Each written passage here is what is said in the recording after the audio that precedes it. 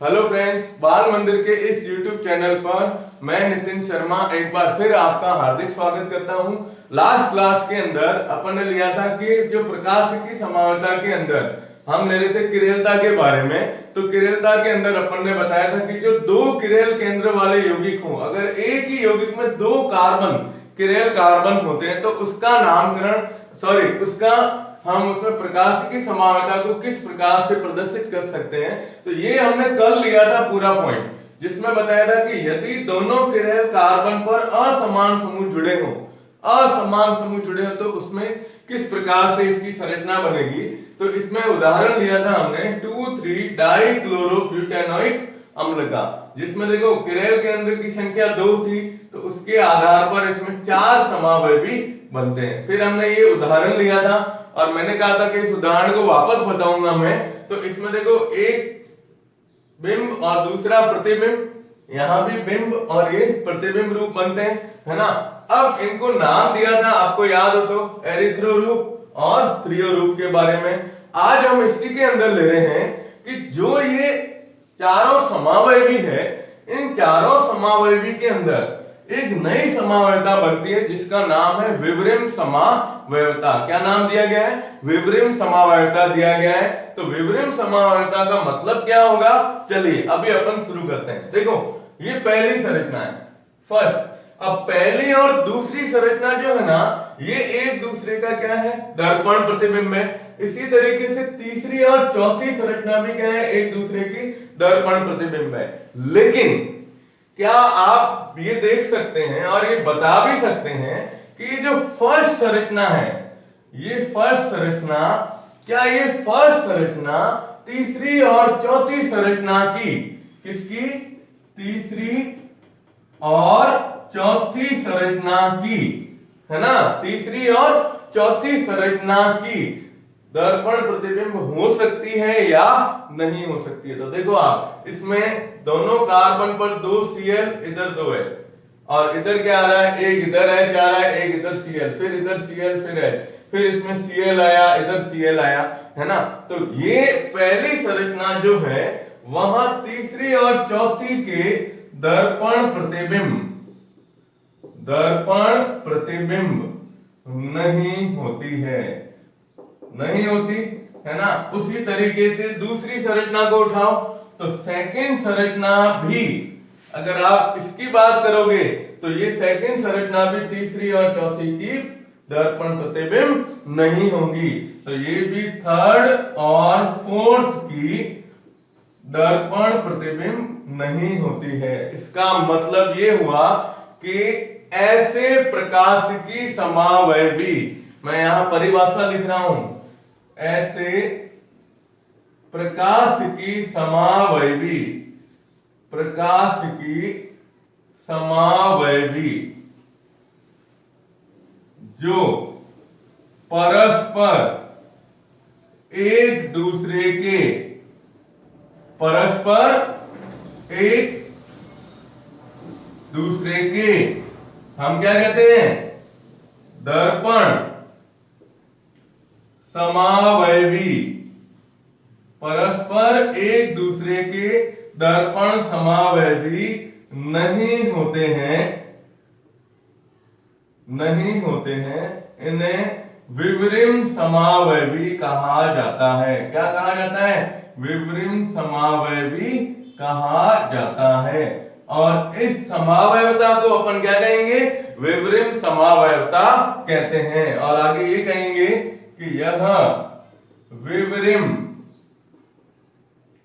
समावयवता कहलाती है, विवरिम समावयवता कहलाती है। तो आपको इसमें ध्यान रखना है कि ये चारों सूत्र लेके और चारों सूत्रों में बताना है कि फर्स्ट, थर्ड और फोर्थ, फर्स्ट संरचना इन दोनों की दर्पण प्रतिबिंब नहीं होती, सेकंड संरचना भी थर्ड और फोर्थ की दर्पण प्रतिबिंब नहीं होती है। इसी कारण हम इसमें परिभाषा बताएंगे कि ऐसे प्रकाश की समावयवी जो परस्पर एक दूसरे के दर्पण समावयवी नहीं होते हैं उन्हें विवरिम समावयवी कहा जाता है, और इस प्रकार की समावयवता को विवरण समावयवता कहते हैं। तो ये कल वाले पार्ट का ही है भाग, तो आप इसका स्क्रीनशॉट ले लीजिएगा, फिर आगे अपन इसको शुरू करते हैं। ठीक है, चलिए अब इसके अंदर हमने जो नाम लिया है एरिथ्रो और थ्रियो रूप के बारे में, इससे पहले एक और आपको पॉइंट बता देता हूं।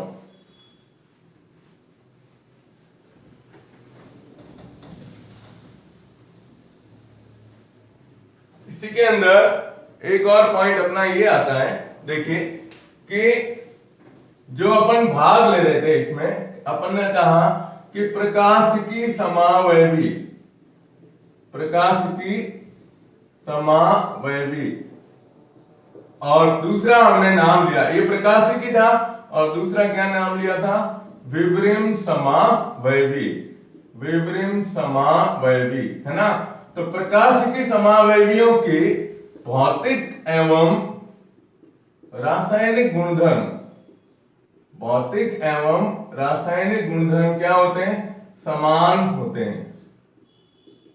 जितने भी समावयवी होते हैं उनके भौतिक और रासायनिक गुणधर्म क्या होते हैं, समान होते हैं। लेकिन विवरण समावयवियों के अंदर रासायनिक गुणधर्म तो समान, रासायनिक गुणधर्म तो समान, लेकिन रासायनिक गुणधर्म तो क्या होते हैं, समान, लेकिन भौतिक गुणधर्म क्या कहते हैं अपन, भौतिक गुणधर्म भिन्न भिन्न होते हैं।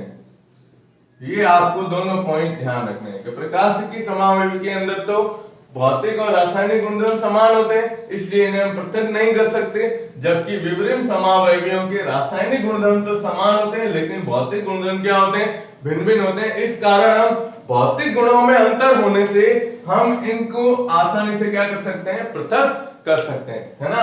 अब अपन बात करते हैं कि ये एरिथ्रो और थ्रियो रूप क्या होता है, ये कहां से लिया गया है। तो इसमें आपको बताना है कि एक बार इसका सवाल भी पूछा गया है कि एरिथ्रो और थ्रियो रूप क्या होता है, किस प्रकार से इसे प्रदर्शित करते हैं। तो ये ना दो कार्बोहाइड्रेट होते हैं, दो कार्बोहाइड्रेट की संरचना के आधार पर, संरचना के आधार पर दिए गए, दो कार्बोहाइड्रेट हैं उनकी संरचना के आधार पर दिए गए हैं, ठीक है ना। तो आप सबसे पहले अपन इसके अंदर जैसे रूप लेते हैं तो CHO C, इधर OH, इधर H, इधर OH, इधर H, और इधर आता है CH2OH, एक ग्रुप ये, और दूसरा आता है CHOC, इधर H, इधर OH, इधर C, अब इधर OH आ जाएगा, ये OH, इधर H और इधर CH2OH, है ना। अब इसमें देखो आप, ये एक, ये दो, ये एक, ये दो। अब ये रूप है, इसे कहते हैं एरिथ्रोस शर्करा।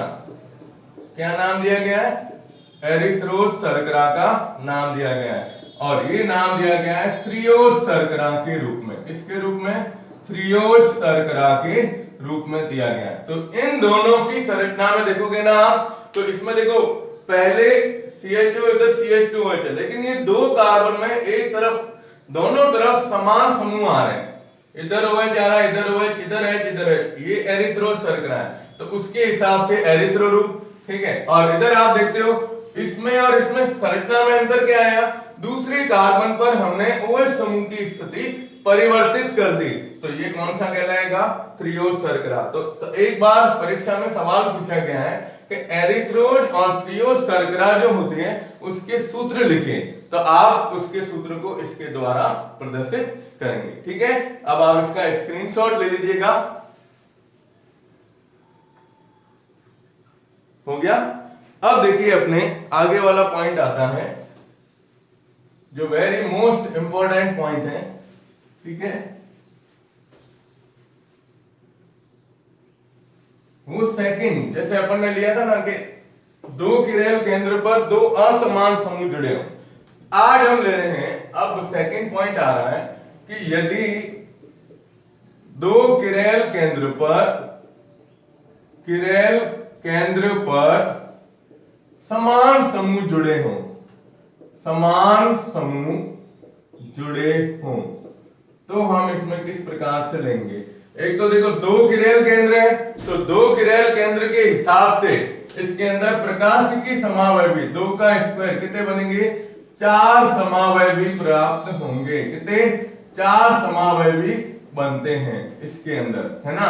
अब इसका एग्जाम्पल आपको याद रखना है, वेरी मोस्ट इंपोर्टेंट एग्जाम्पल है ये। एग्जाम्पल अपन लेते हैं इसके अंदर, वो है टार्ट्रिक अम्ल। क्या नाम लेते हैं, टार्ट्रिक अम्ल, इसका उदाहरण है। तो एक बार परीक्षा में ये भी सवाल आया था कि टार्ट्रिक अम्ल में त्रिविम रसायन को समझाइए, टार्ट्रिक अम्ल में त्रिविम रसायन को समझाइए। तो पहले अपन इसका सूत्र लेते हैं, ठीक है। अब ये क्या कह रहा है, दो किरेल पर समान समूह जुड़े हो, तो देखो इसका सूत्र है COH, ये C, इधर भी क्या आएगा COH, इधर OH, इधर OH, इधर H और इधर H। अब देखो आप सभी समूह इसके अंदर क्या है, समान है, तो समान के हिसाब से यहां से अपन लेते हैं, ये एक और ये दो। अब ये पहली संरचना हो गई, है ना। अब ये आ गया पहला रूप। अब ये बिंब है, तो इसका प्रतिबिंब बनाएंगे तो बीच में क्या लिखेंगे अपन, दर्पण। ये दोनों इधर आ जाएंगे, तो ये COH, इधर C, इधर C, इधर COH। आप OH इधर लिख दो, ये OH, ये OH, इधर H, इधर H। ये सेकंड संरचना, ये कौन सी हुई, प्रतिबिंब। क्या कहलाएगी, प्रतिबिंब संरचना, है ना। अब इसमें भी आप क्या कर दो, ये स्टार बना दो, ये एक और ये दो, ठीक है। अब तीसरी संरचना, जैसे हमने ये दोनों रूप आप देखो अभी अपन ने शर्करा के हिसाब से बताए थे, तो ये कौन से रूप है, एरिथ्रो रूप। कौन से हैं, एरिथ्रो रूप, ठीक है। अब अपन इसमें तीसरी संरचना में क्या करेंगे, यहां से इस स्थिति को चेंज करते हैं। तो तीसरी संरचना आप बताओगे, तो ये COH, ये C, ये C, ये COH। पहले को तो इधर ऐसे ही रखो COH, लेकिन दूसरे में इधर OH लेके आ जाओ, इधर H लेके आ जाओ, ठीक है। ये चेंज की हमने स्थिति। अब ये थर्ड संरचना है, इसको अपन क्या कहते हैं, बिंब रूप। क्या कहेंगे, बिंब। तो आप जैसे चौथी बनाओगे, तो चौथी संरचना के अंदर आ जाएगा COH, C, ये COH। अब इसमें आ जाएगा OH इधर, H इधर, फिर इधर H, इधर OH। तो ये समावयवी बन गए, ये चौथा। अब ये क्या आ जाएगा, प्रतिबिंब रूप, है ना। अब ये तीसरी और चौथी संरचना जो इसके अंदर होती है, ये कौन सी कहलाएगी, त्रियोज रूप कहलाएगी, ये त्रियो रूप कहलाएगी। अब आपको इसमें बताना है कि वही स्थिति कि पहली संरचना जो है वो तीसरी चौथे की नहीं होगी, इसी प्रकार से दूसरी संरचना भी तीसरी चौथे की दर्पण प्रतिबिंब नहीं होती है। लेकिन अब आपको देखो, हम इसमें एक स्थिति बताते हैं कि एरिथ्रो रूप के अंदर, ये जो है ना एरिथ्रो रूप, इससे एक और नाम दिया गया है, मीसोटार्ट्रिक अम्ल के नाम से जाना जाता है, ठीक है। और इस मीसोटार्ट्रिक अम्ल के अंदर यहां से देखो, ये एक स्थिति आपको शुरू में बताई थी, ये और ये, इसके अंदर पाया जाता है सममिति तल। क्या पाया जाता है, सममिति तल पाया जाता है। तो सममिति तल में क्या होगा, इसका आधा भाग देखो, इसमें ये बताएंगे कि D और L दो रूप इसके अंदर होंगे, एक भाग D रूप होगा, एक भाग L रूप होगा, है ना। तो इसमें ये होगा कि दोनों रूप में समान घूर्णन और परस्पर विपरीत दिशा में होने के कारण प्रकाश तल अप्रभावित रहता है। इस कारण या इसलिए ये प्रकाश की समावयवता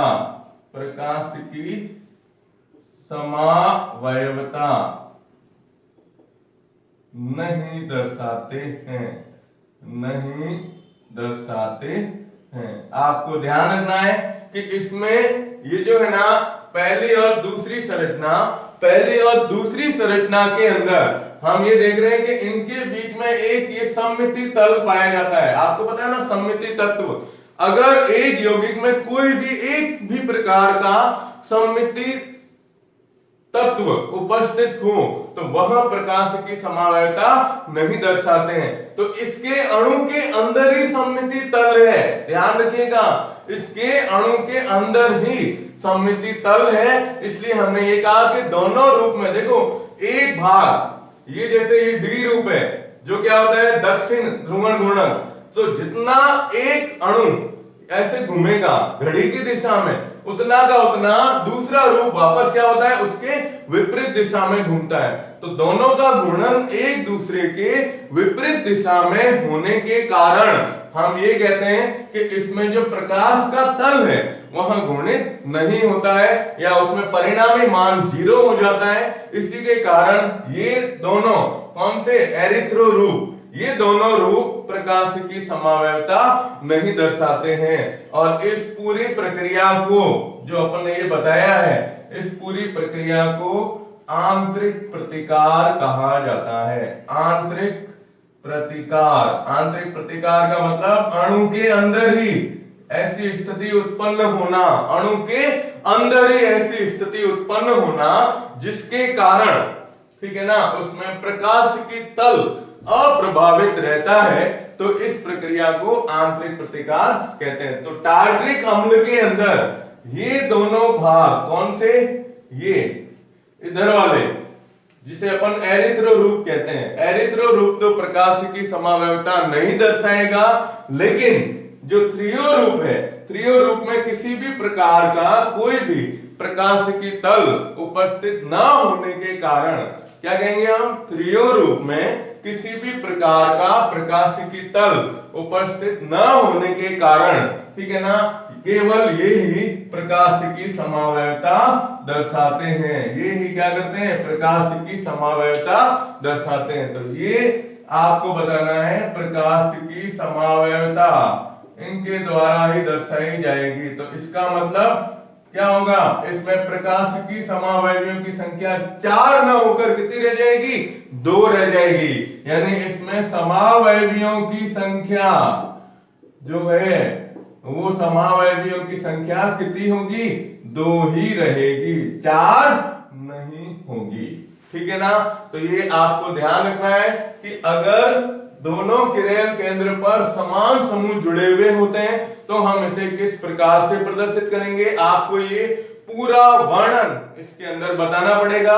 पहले चारों संरचनाएं बनाओगे, फिर इसमें एरिथ्रो थ्रियो रूप बताओगे, फिर बताओगे कि एरिथ्रो रूप के अंदर जिसे हम मीसोटार्ट्रिक अम्ल कहते हैं, इसमें सममिति तल पाया जाता है जिसके कारण यह क्या करता है, प्रकाश की तल को अप्रभावित रखता है या उसको घूर्णित नहीं करता है। इसी कारण ये दोनों रूप प्रकाश की समावयता नहीं दर्शाएंगे और इस प्रक्रिया को आंतरिक प्रतिकार के नाम से जाना जाता है। जबकि थ्रियो रूप जिसमें किसी भी प्रकार का कोई भी हम क्या कह सकते हैं, सममिति तल, सममिति अक्ष या सममिति केंद्र उपस्थित नहीं होता है। इसी कारण ये दोनों रूप क्या करते हैं, प्रकाश की समवायता प्रदर्शित करते हैं, ठीक है। तो ये एक सवाल आता है कि टार्ट्रिक अम्ल में त्रिविम रसायन को समझाइए, तो आपको ये पूरा का पूरा पॉइंट समझाना है, ठीक है। अब आप इसका स्क्रीनशॉट ले लीजिएगा।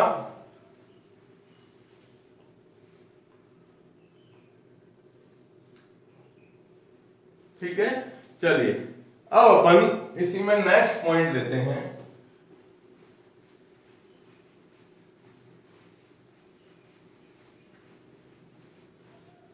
इसका नेक्स्ट पॉइंट आता है, वो है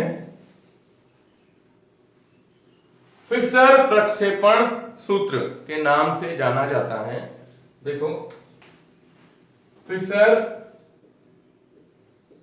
प्रक्षेपण सूत्र, फिशर प्रक्षेपण सूत्र। आप जैसे जो बायो के स्टूडेंट हैं इनको नाम याद होगा, एमिल फिशर। एमिल फिशर ने ये जो संरचनाएं होती है समावयवी जो अपन बनाते हैं विभिन्न प्रकार के जो यौगिक है इनकी संरचनाओं को एक विशेष प्रकार के सूत्र के द्वारा प्रदर्शित किया था जिसे हम एमिल फिशर प्रक्षेपण सूत्र के नाम से जानते हैं। ठीक है, अब एमिल फिशर ने देखो इस सूत्र के पॉइंट है, हम जनरली पॉइंट याद रखेंगे ना तो क्या होगा कि एक एक पॉइंट को मैं अभी बता रहा हूं वैसे, फिर इसके उदाहरण लेंगे तो उदाहरण आप आसानी से बना सकते हो। ठीक है, अब जैसे इसका ये सूत्र बनाने के नियम थे तो नियम में सबसे पहला नियम, अब मैं ये नियम शॉर्ट में लिख रहा हूं। ठीक है, सबसे पहला नियम ये था कि सर्वप्रथम दो लंबवत एक दूसरे को काटती हुई रेखाएं खींची जाती हैं, रेखाएं खींचते हैं। ठीक है, अब एक दूसरे को काटती हुई लंबवत एक दूसरे को काटती हुई रेखा, ये फर्स्ट रेखा और ये सेकंड रेखा, दो खींच ली। ठीक है, अब सेकंड पॉइंट ये कहता है कि ऊर्ध्वाधर रेखा पर मुख्य कार्बन श्रृंखला इस प्रकार लिखी जाती है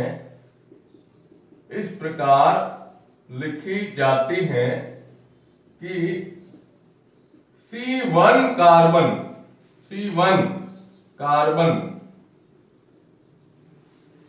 सबसे ऊपर, C1 कार्बन सबसे क्या हो, ऊपर हो, वह शेष नीचे रहे, शेष क्या रहे, नीचे रहे। अब जैसे ये है ना तो इसमें मुख्य कार्बन यहां से शुरुआत करोगे तो यहां से यूं चलेंगे। ठीक है, ऊपर से नीचे की तरफ चलेंगे। और तीसरा पॉइंट है कि शेष रहे प्रतिस्थापी समूहों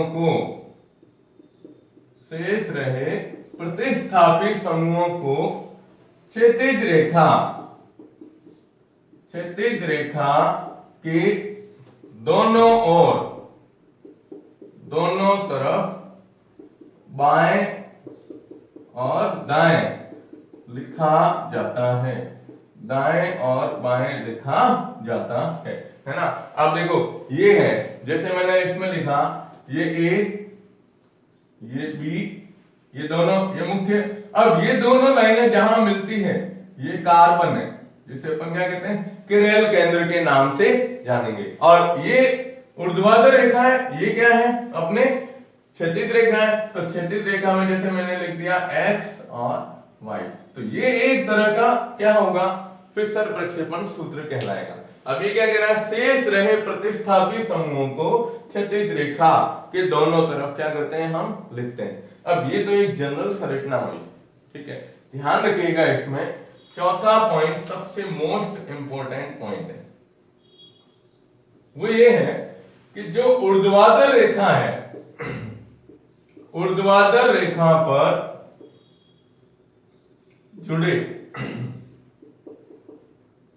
या जुड़ी श्रृंखला जो होती है वह तल के नीचे की ओर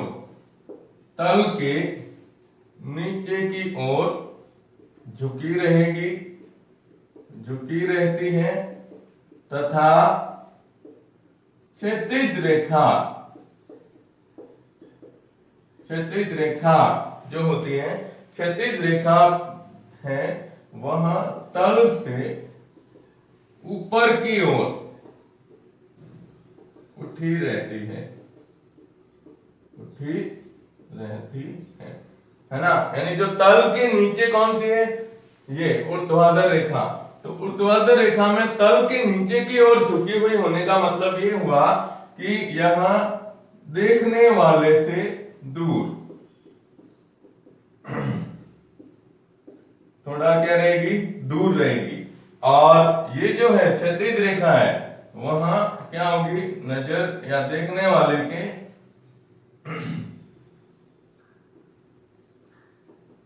वाले के समीप या सामने रहती है। कैसे रहती है देखो आप, जैसे ये पहली रेखा हमने ये ली, फर्स्ट ये ऊर्ध्वाधर रेखा है और इसके ऊपर मैं ये क्षैतिज रेखा ले रहा हूं ये।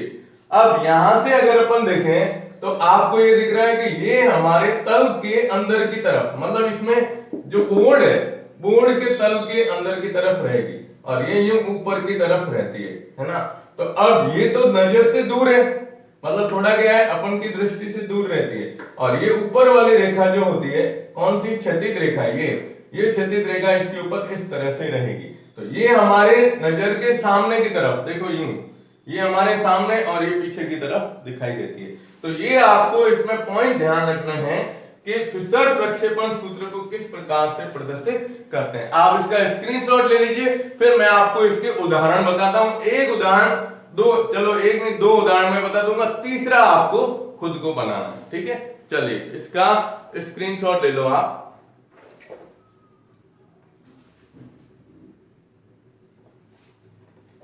ठीक है, चलिए अब देखो आगे अपन लेते हैं, इसके सूत्र मैं बता देता हूं, फिर आप अपने हिसाब से इसको कर देना, ठीक है। जैसे मैं एक उदाहरण लेता हूं लैक्टिक अम्ल का, इसका अब ये इसका एग्जाम्पल है, एक एग्जाम्पल आज बता देता हूं। पहला है ये लैक्टिक अम्ल, ठीक है। अब लैक्टिक अम्ल का सूत्र अपन लिखते हैं, आपको पूछेंगे लैक्टिक अम्ल का फिशर प्रक्षेपण सूत्र बनाइए, तो अम्ल है तो अम्ल के हिसाब से इसके अंदर जब अपन उदाहरण लेंगे, है ना, तो इसका उदाहरण अपन यूं लेते हैं। देखो आपको दिया होगा COH, इधर क्या था बता सकते हो आप, CH3, ठीक है। इधर था OH और इधर था H, ये एक लैक्टिक अम्ल का। और दूसरा उदाहरण अपन इसके अंदर लेते हैं, जैसे 2-ब्यूटेनॉल, ठीक है, 2-ब्यूटेनॉल। अब 2-ब्यूटेनॉल को ऐसे दर्शाएंगे, CH3, ये C, इधर C2H5, इधर OH और इधर H। अब आपको कहा कि इसके है ना क्या बनाओ, फिशर प्रक्षेपण सूत्र बनाइए। तो बिल्कुल सिंपल तरीका है, इसको कैसे दर्शाओगे देखो, इसको पहले एक सीधी लाइन खींच दो, फिर ये क्रॉस बना दो एक। अब ये किरेल केंद्र है, तो किरेल केंद्र को तो बता दीजिए यहां इसके रूप में। ऊपर क्या आ रहा है, CO है, तो ये CO है। इधर क्या आ रहा है, CH3, तो ये CH3। अब इधर H और इधर क्या आ रहा है, ये OH। ये हो गया फिशर प्रक्षेपण सूत्र किसका, लैक्टिक अम्ल का। अब इसका बताना है तो इसमें भी बता सकते हो आप, इसके अंदर ये ले लो आप, पहले यू क्रॉस प्लस बता दो, प्लस में ऊपर की तरफ मुख्य है ये CH3, इधर क्या आ रहा है OH, इधर क्या आ रहा है H और इधर क्या आ रहा है C2H5, ठीक है। और ये किरेल केंद्र हो गया। तो ये इस तरह से आपको क्या करना है, फिशर प्रक्षेपण सूत्र बताने। तो फिशर प्रक्षेपण सूत्र का मतलब ये हुआ एमिल फिशर के द्वारा ये फिशर प्रक्षेपण सूत्र दिए गए। तो आप इसका स्क्रीनशॉट ले लीजिएगा। और तीसरा एग्जाम्पल आपको खुद बुक से निकाल के देना है, वो है एलानिन। एलानिन का फिशर प्रक्षेपण सूत्र बनाइए, फिशर प्रक्षेपण सूत्र लिखिए, ठीक है। ये फिशर प्रक्षेपण सूत्र लिखना है आपको, वर्क दे रहा हूं मैं, काम दे रहा हूं, ठीक है। वैसे मैं लास्ट क्लास मतलब नेक्स्ट क्लास के अंदर वापस बता दूंगा, लेकिन फिर भी अभी आपको ये सूत्र निकालना है कहीं से भी। बायो वाले, बायो वालों के लिए एलानिन आया हुआ है, एलानिन है ना, आवश्यक एमिनो अम्लों के अंदर आता है, ये एमिनो अम्लों के अंदर का उदाहरण दिया गया है, ठीक है। तो आप इसका स्क्रीनशॉट ले लीजिएगा।